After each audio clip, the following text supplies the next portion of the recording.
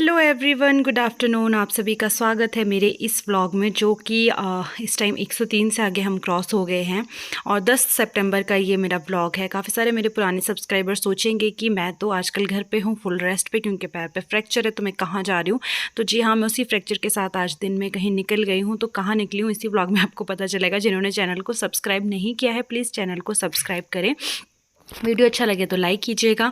तो आज के इस व्लॉग में मैं आपको बताने वाली हूँ कि क्या अभी भी इस दुनिया में कहीं इंसाफ है या नहीं है, कानून से हमें क्या अभी भी उम्मीद रखनी चाहिए या नहीं रखनी चाहिए। तो आप लोगों को पता होगा, मेरे पुराने सब्सक्राइबर को, कि अभी कुछ दिन पहले 25 अगस्त को मेरा एक एक्सीडेंट हुआ था, जिसके रिगार्डिंग पुलिस केस पे आगे कार्रवाई चल रही थी। तो वो कार्रवाई उस टाइम तो स्टॉप हो गई थी जब पुलिस चौकी में बात हुई थी, लेकिन उसके बाद हमारी तरफ से वो स्टॉप नहीं हुई थी, क्योंकि हमने आगे उस पर जो है एसपी ऑफिस में एप्लीकेशन अप्लाई कर दी थी। और विधानसभा बैठने की वजह से, आजकल जैसे विधानसभा चल रही है, तो उसकी वजह से जो है ना कार्रवाई में थोड़ी डिले होगी, और हमें लगा शायद अब कानून कुछ नहीं करेगा और कुछ भी मतलब उस पर कार्रवाई नहीं होगी, हमें ये लग रहा था। लेकिन एक हफ्ते बाद मुझे चौकी से कॉल आती है कि जी हमारे पास एसपी ऑर्डर है और आपकी कोई कंप्लेंट लिखवाई है आपने, तो आपको आना पड़ेगा।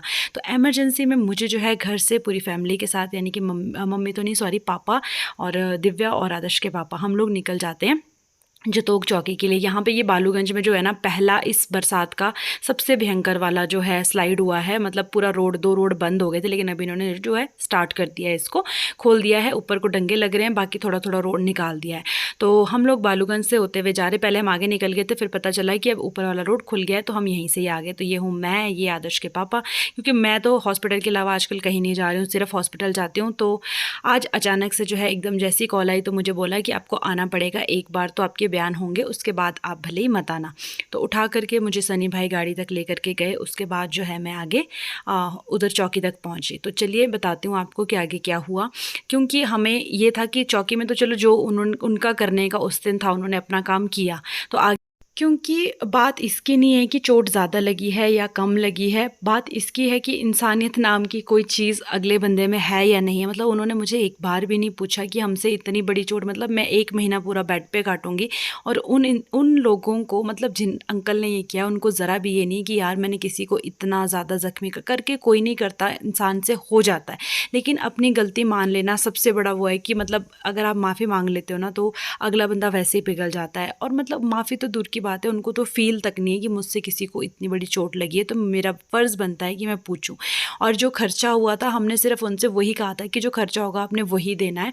लेकिन जिस तरह से उनकी अकड़ और वो है ना, उनके अंदर एक ईगो है, उसको देख के मतलब खुद भी बंदे को होता है कि नहीं, इंसाफ मिलना चाहिए अब तो। हाँ, कोई आगे ऐसा होता है कि हाँ चल किसी से गलती हो गई है, माफ़ी मांग लेते, बोल देते कि हाँ हो गया, मैं नहीं करना चाहता था, मुझसे गलती हो गई, कुछ भी। मतलब इंसान क्या नहीं बोलता यार, रोड पे जब हो गया है कुछ हादसा, तो उसमें हमें झुकने में कुछ नहीं जाता है। अगर हमसे होता तो हम तो बोले कि मैं तो अपने पे लेके देखती हूँ कि क्या ना हम करते उनके लिए। लेकिन वो पता नहीं किस तरह के इंसान है। तो चलिए, पुलिस वाले जो कांस्टेबल थे, उन्होंने जो है हमें बुलाया। उसके बाद जो है उन्होंने हमारे बयान, यहाँ जतोग हम पहुंच गए थे और यहीं पे उन्होंने आना था। तो सारा बयानबाजी हुई, सब कुछ हुई। तो उनका तो नंबर नहीं मिल रहा है, जिन्होंने एक्सीडेंट किया उनका नंबर ही सुबह से नहीं लग रहा है। तो सर ने बोला कि उनका तो नंबर नहीं लग रहा है, लेकिन उनकी जो शॉप है ना, वो वहीं पर है जतोग में। मेरे पास पूरा वीडियो था आज का, जब पुलिस वाले वहाँ गए, उनसे बात की उनकी शॉप का। पर मैं अभी मेंशन नहीं करूँगी इस वाले व्लॉग में, 1-2 दिन का टाइम और है उनको दिया हुआ।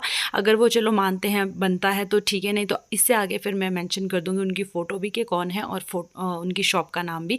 वैसे मैं भी किसी को ना, मतलब इतना हमने उनको बेइज्जत और ऐसे करना होता तो उस दिन हमारे पास मौका था, जिस दिन एक्सीडेंट किया था हम उनको मार भी सकते थे, लेकिन हम लोग ऐसे नहीं हैं। तो इसलिए हमने ऐसा कुछ भी नहीं किया, बल्कि नॉर्मल उनसे बात की। खर्चे की बात हुई थी, जो उन्होंने कहा था कि मैं दूंगा, लेकिन उन्होंने नहीं दी। तो पुलिस वाले ने अच्छे से उनको समझाया आज भी कि एक ही दिन का टाइम है, आगे कार्रवाई फिर सीधी कोर्ट जाएगी। फिर वहाँ से कहते केस बंद कराने के लिए तुम्हें हज़ारों देने पड़ेंगे, वकीलों को केस लड़ने के लिए हज़ारों देने पड़ेंगे। कहते वो देने हैं तो देख लो। आप उन अंकल से बात की, पर पता नहीं वो किस मिट्टी के बने हैं, क्या ही है उनके अंदर, क्यों वो इतना ईगो दिखा रहे हैं। हम लोग अभी वापस आ गए थे, सारी बातचीत हो गई थी। उसके बाद आगे कार्रवाई क्या हुई है मैं अपनी लाइव में या नेक्स्ट व्लॉग में ज़रूर बताऊंगी। उसकी मैंने क्लिप्स नहीं डाली है इसमें, मेरे पास है। टाइम हो रहा है 6 बजने वाले 1 मिनट, और हम घर पहुंच गए। और यहाँ तक मुझे आदर्श के पापा लाए उठा के। यहाँ मैं अड़ गई थी दरवाजे में, गेट में, इसलिए बंदर को। बैसाखियाँ दिव्या के पास है, थोड़ी देर बैठती हूँ।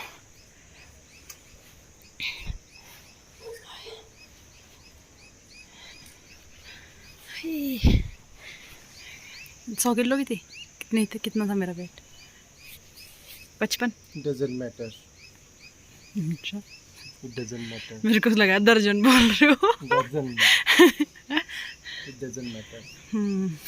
तो यहाँ तक ये लेके आए, बस अभी यहाँ से तो बैसाखियों के साथ चल जाऊँगी। तो बस अभी घर पहुँच गया, और घर पहुँच के पापा ने हमारे लिए क्या बनाया मैं आपको दिखाती हूँ। तो मेरा मन था पकौड़े खाने का, पापा बोलते मैं घर पे बना दूंगा। और घर पहुंच के पापा ने बढ़िया वाले आलू प्याज के पकौड़े बनाए और साथ में चाय। तो जितना भी मतलब जो कुछ भी था, बाहर की बातचीत, स्ट्रेस रहता ही है जब आप ऐसे किसी काम में उलझे होते हो। तो घर पहुंच के जब चाय पीते हैं, सुकून की चाय, और साथ में गर्मा गर्म पापा ने हमारे लिए पकौड़े बना दिए, तो इससे ज़्यादा और क्या। देखो तल ही रहे हैं पापा, भी दिख रहे होंगे आपको।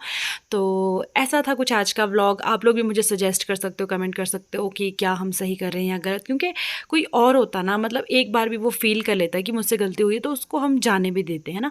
लेकिन जिस तरह से उनका वो बिहेव है ना, वो बहुत रूड है। तो चलिए आगे कार्रवाई हो रही है, अब आगे क्या होगा वो आपको मैं नेक्स्ट वीडियो में बताऊंगी। वीडियो अच्छा लगा होगा तो लाइक कीजिएगा।